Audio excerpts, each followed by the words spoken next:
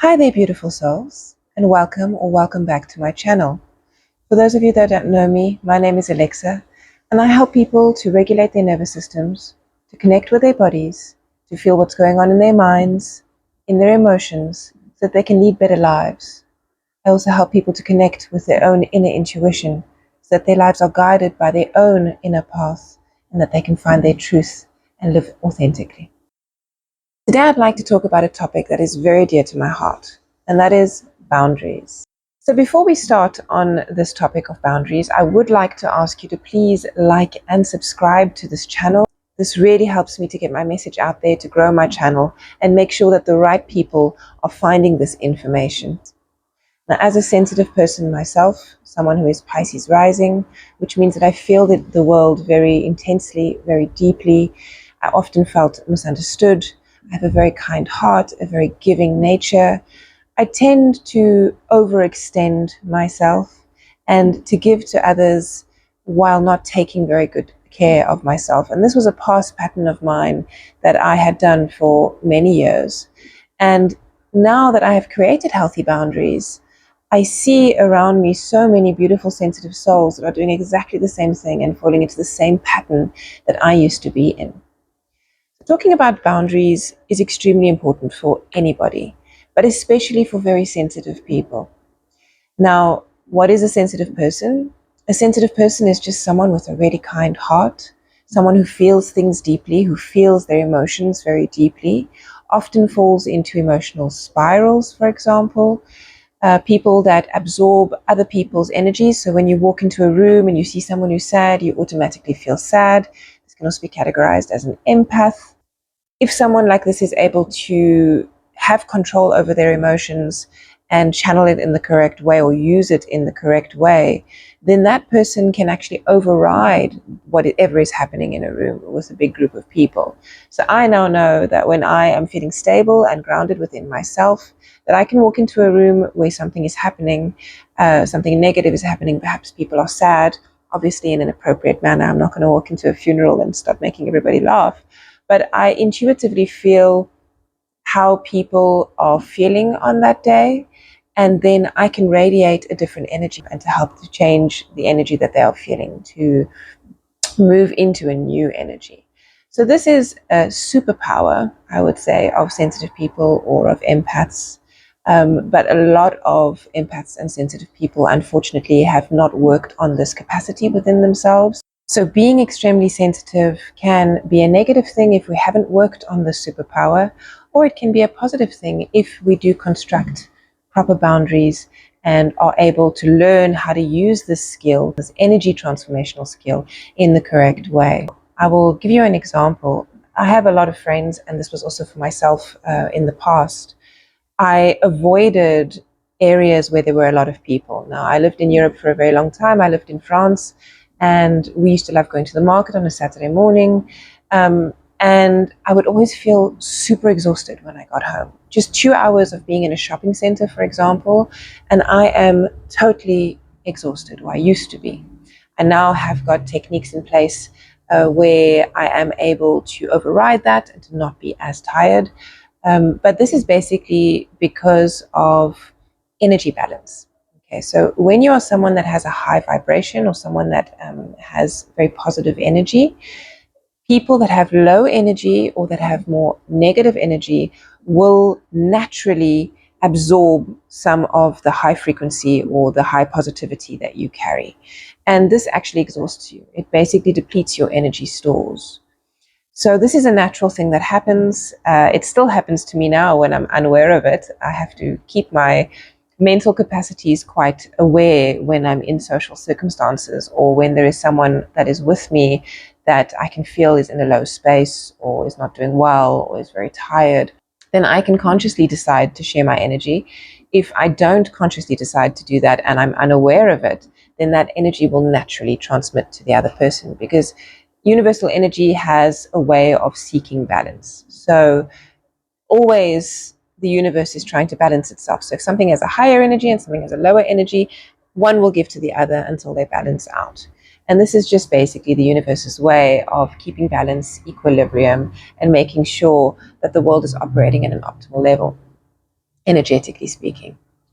Sensitive people are more likely to experience this depletion of energy via other people. Some people take your energy intentionally, other people do it unconsciously. So, for sensitive people, or for empaths, for psychics, for mediums, we all have these capacities within us. It's just that some people have reached those capacities sooner than others, depending on the work that you've done yourself, depending on how you're born into this world, what your experiences are. We all have the capacity to be an empath, to be a medium, to be a psychic, and to be highly sensitive, highly perceptive to the energies around us. But for people that have already reached this level, this can be very disturbing, mentally as well as emotionally, because firstly, if we don't realize what's happening, it depletes us without our knowledge, and therefore we're unable to protect ourselves. But also, for highly sensitive people, we tend to operate from a place of love. We tend to operate from a place of wanting to give and to help others, which is a beautiful thing. And I don't think that any human being on earth should ever give up the need or the want to help and to love those around them. The problem comes in is when that love and that giving is unbalanced. So once again, we're just trying to find the balance here. And I find that with empath sensitive people, this group of people, the more that we are grounded within ourselves, the more that we are stable, the more that we know ourselves and we create boundaries to protect ourselves, the more we are capable of giving, because that loving energy really does fill right to the top, and we actually have more of it to give. Think of it like a glass which is half empty. Trying to give from a glass that is half empty when you already don't have a full glass is very difficult, and we tend to become very tired and to overexert ourselves. And then the negative self, or the shadow aspects of ourselves, can kick in, where we can show extreme tiredness, exhaustion, irritability, anger, lashing out at people, depression, feeling moody for no reason. These are all the shadow aspects of sensitive people or of empaths. So it's very important that we fill our own glasses first, that we make sure that our glass is full first, and then protect that glass in a way that people can't come and steal that energy unintentionally or take that energy without our willingness to give it. When our glass is full, whatever is excess over and above that can be given freely. And that's where boundaries come in. So think of yourself, think of those around you, and really give it a good moment of thought. Are you overgiving at the moment, at the expense of your own well-being? That's a question that everyone should be asking themselves.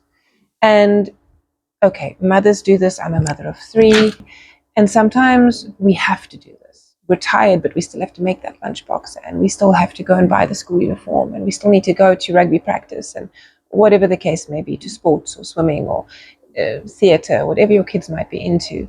You have to give more than what you have sometimes, and that is just being a mother.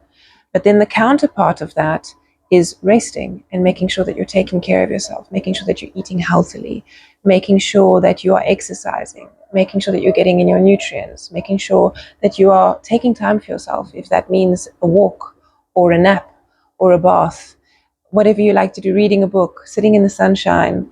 It's so important to nourish ourselves in those ways, even if the dishes aren't done, even if the floors have not been vacuumed. Prioritizing your own well-being is very important. And that, for me, is a boundary in itself. It's something that I nourish in myself daily.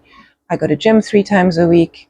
I have my nervous system regulation practices, which I do, slow movement, breathing, connecting with myself, connecting with my guides, with my higher self, tapping in weekly, making sure that I'm on the right path, that I am tuning into myself, feeling what's going on, and that I'm letting go of any emotions that are no longer serving me, or emotions that have stagnated, that have become stuck within my body, and allowing myself to release those.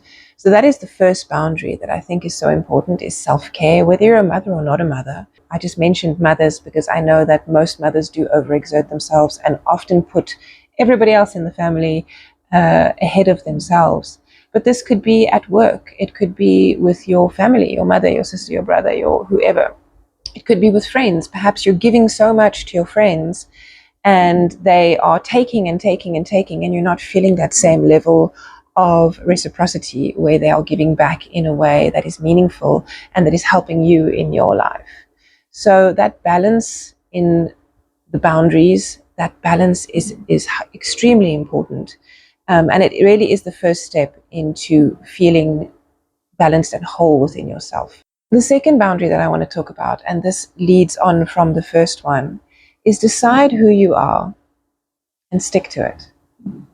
So what I mean by this is everybody has a set of personality traits, not the personality that was given to us by society, that was told to us, taught to us. I'm saying your intrinsic set of rules that make you who you are. Okay. So when I think of myself as an example, you can be totally different to me. That's the beauty of the world. We all play our own role in this beautiful world as human beings, and every single type of human being is needed. That authenticness that is within you, that realness, that heart, that truth is needed in the world in order to create balance again. So boundaries really is all about balance. And as I said before, the universe is always looking for balance. And if you find balance within yourself, then you are living in accordance, in balance with who you are. So find out who you are. For me, as an example, I am extremely spiritual. I'm extremely sensitive. I feel before I think. I'm extremely strong as well, very grounded. I am earthy. I love nature. I need nature. It's something that really nourishes my soul. I need a lot of quiet. I need a lot of space in order to process my thoughts and what's happened in my life, and how I navigate my world is by going back to silence continuously so that I can make sense of what has happened. I can have some downtime. I can switch off. I can unplug. I also need time where I switch or I plug into the universe or into my higher self or into my guides. This is basically alignment for me that I need to do on a constant basis in order to know that I'm moving forward in the correct way. But it's also deeply centering. It's deeply nourishing for me. I need 8 to 9 hours of sleep. And I need to feel useful. I need to feel like I am giving and that I am nourishing those around me. So this might seem like a huge amount of needs, but actually it's very easy to factor into your life. And once you know who you are and what your needs are and what your base is, how you operate in the world, then you can create boundaries around that and make sure that on a daily, weekly, and monthly and yearly basis, that you are actually taking the time to make sure that those needs are fulfilled so that you can be as balanced as possible. Now, another thing that is raised by sensitives and empaths around boundaries is, if the most powerful universal energy is love, shouldn't we be loving everybody? Shouldn't we be loving the aggressor? Shouldn't we be loving the person who is a rapist or a murderer? Okay? Shouldn't we be loving the person that smacks me through my face? Shouldn't we be loving the husband who physically abuses me on a daily basis? Shouldn't we be loving the child molester? Okay. So this is a bit of a difficult topic because, yes, the universal energy is love. The most powerful universal energy is love. Does that mean that we need to treat aggressors in a way that makes them feel more powerful? Okay, so let's look at a narcissist, for instance.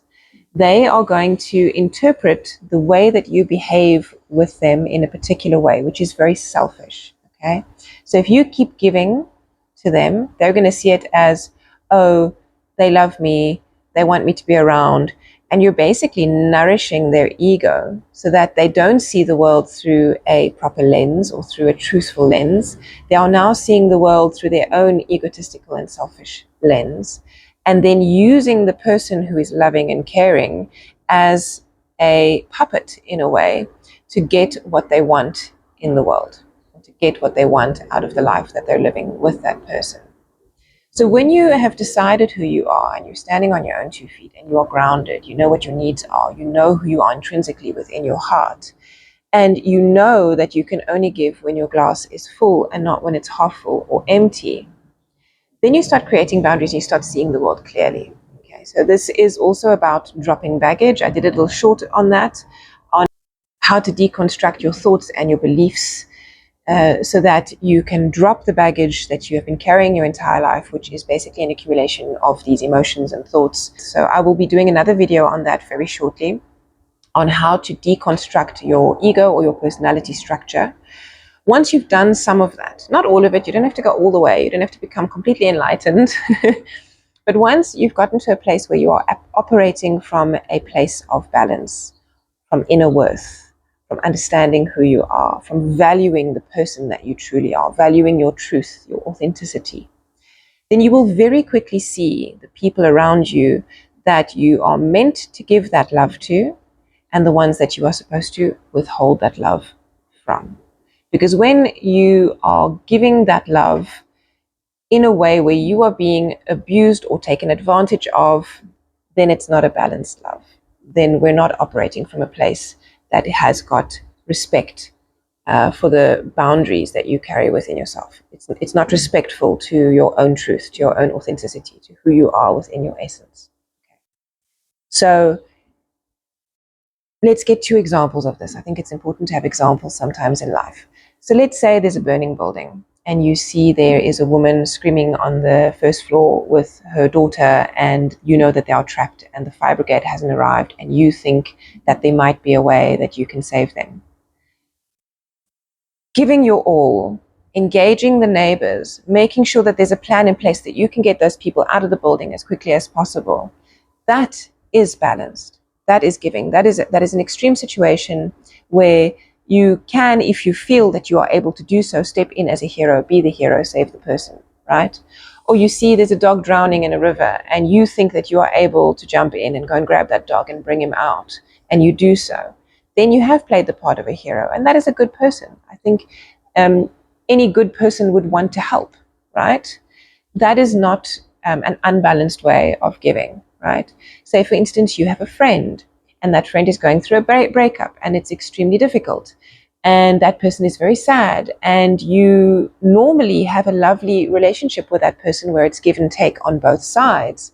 Then yes, be there for that person. Nourish them, love them, be kind to them, because that is balanced giving, that is balanced love. Okay, you have a child that scrapes their knee, they come in crying. I have a highly sensitive 5-year-old. The poor thing is, the way he navigates his world is high sensitivity. He doesn't like loud noises. When he scratches his knee, he carries on as though he's broken his leg. It's everything is sort of over the top, and nourishing him, loving him, and explaining things to him is very important. And so yes, I will take the time to do that, because I would like him to grow into a balanced young adult, and to nourish him as much as I possibly can, give him that love that he needs, that he can blossom down the line, right?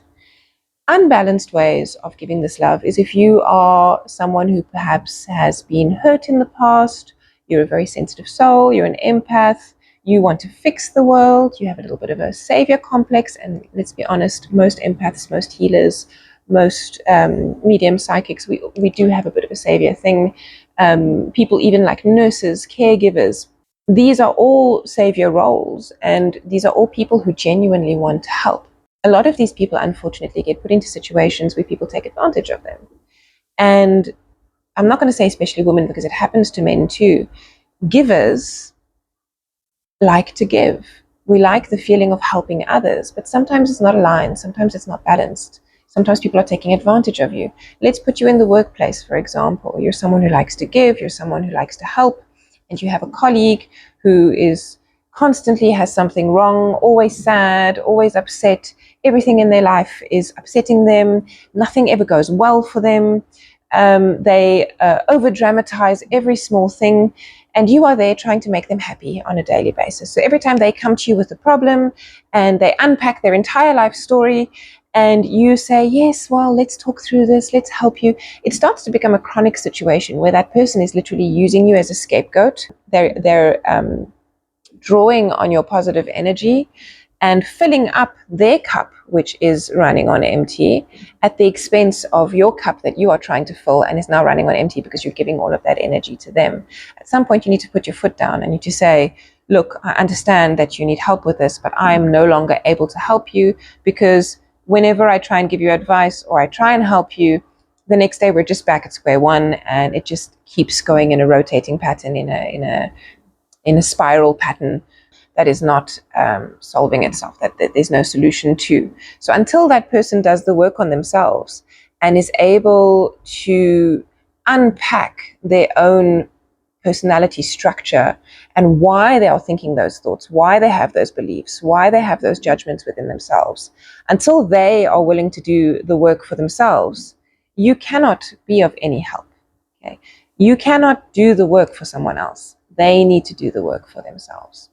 So those are just some examples of when it is appropriate to give that love and when it is inappropriate to give that love. And that is part of boundaries. It's stepping back and saying, I can help you because I can see that you're trying to help yourself. I can see that you're putting the work in. Now I will step in and I will help you. But if you're not putting the work in, if you're not doing anything to help yourself, or if you're using me or depleting my energy in order to be in an advantage yourself, in order to use that energy in an inappropriate way, then I will stand back and I will cut you out of my life, or I will no longer be in the position to help you. Another thing that we need to be aware of is that we all need to stand in our own truth. So this ties into knowing who you are. I spoke more about the needs, our needs at first, and what we need in order to have balance. Now it is finding your own unique essence of who you are, your vibration. And I can tell you that most empaths, most sensitive people, most spiritual people will have a higher vibration than others when they work on themselves, when they find themselves, and when they find their own authentic truths. And we need to make sure that we align our vibrations with the people that we choose to surround ourselves with. So let's say, for example, you come from a home environment that is not so fantastic, that people don't treat each other with respect. You grew up this way as a child, and you do a lot of work on yourself, and you decide that you're going to live authentically and you're going to find your truth and that you're going to find that balance within yourself. But your family is still on a much lower vibration. So you have now raised your vibration by doing that work on yourself. You're now vibrating at a different frequency, at a higher frequency. You are all about the love. You are all about the kindness. You are all about the helping, but you've now got healthy boundaries, and your family hasn't quite caught up. Okay, this is a difficult one because we care for our families. We love our families. And they say that blood is thicker than water, meaning that we need to be, that our families are the closest to us. Sometimes cutting certain people out, maybe not completely, it just depends on the circumstances, is the best thing for you to do. If you surround yourself with high vibrational people, that means that you are going to be raising your vibration more and more and more. If you surround yourself with low vibrational people, people that haven't done the work, that are living in these emotional loops, which I will do another video about very, very soon, then they will constantly be pulling your vibration down or your energy down, and you are constantly trying to combat that by pulling it up. It's exhausting. It's like you're on a hamster wheel that never ends, and at some point you have to make the decision of who you're going to be spending your time with.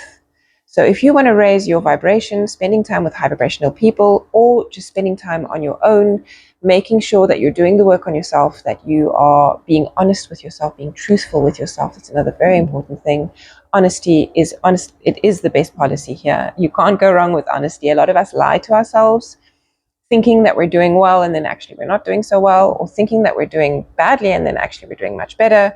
It's very, very important to be aware of that and to be aware of the frequencies that people carry around you. And something that ties in with this is choosing people to surround you that nourish you in the same way that you nourish them. A lot of relationships that I see around me, and this was the case for myself as well for many, many years, is this can be in romantic relationships, it can be in friendships, it can be in family, is we give so much of ourselves and we nourish other people, and then they don't reciprocate in a way that we feel nourished. So we're constantly feeling depleted. It's basically just drawing our energy out all the time. And that goes, it's the same as what I just spoke about now, vibrational frequency. You never find that balance because you're constantly being depleted by the relationship, being depleted by that person. So it's just another way of putting it, really, is choosing people who nourish you in the same way that you nourish them. One of the best ways of raising your vibration, of checking in with yourself, of figuring out your truth, your authentic self, is connecting with your higher self, or connecting to the universal energy, if you like, connecting to God, if you like, connecting to your angels, your guides, whatever you want to call them, spirit. People have different names for this. I would recommend that you connect with your guides or your higher self first, because it is an easy thing to do. And we can use many grounding practices to do this. Many practices where we connect with the higher self, and I will also be making a video about that shortly. Just a practice where you can actually take the time to first ground yourself, to breathe, to become calm, to take the time to look within, and then to connect to the higher self, or to your guides, or to whoever you call in, spirit, God, whatever. So that you can be in that calm state, that connected state. I call it plugging in, where you are able to really get the messages, or get the input, get the feedback that you need on your next steps. If you can do this, then you don't need to listen to any information out there. You don't even need to listen to me, because you will be your own guide. You'll be able to tap in at any moment, whenever you need guidance, whenever you need help. And I also really recommend that you write this down when you are tapping in, because I can tell you, I've been doing that since the beginning of this year. I used to do it a long time ago, and I decided that this year I was going to write everything down when I tap in. And when I read back, it is just so powerful what has been shared with me by my higher self, by my guides. And it really is eye-opening, it's soul-opening, it's heart-opening. And it's the most powerful way that you can choose to serve yourself, can choose to raise your vibration, can choose to know yourself, so that you can put these boundaries in place and make sure that you are living the most balanced and authentic life possible. So that is boundaries, my beautiful friends. I hope that you enjoyed this video.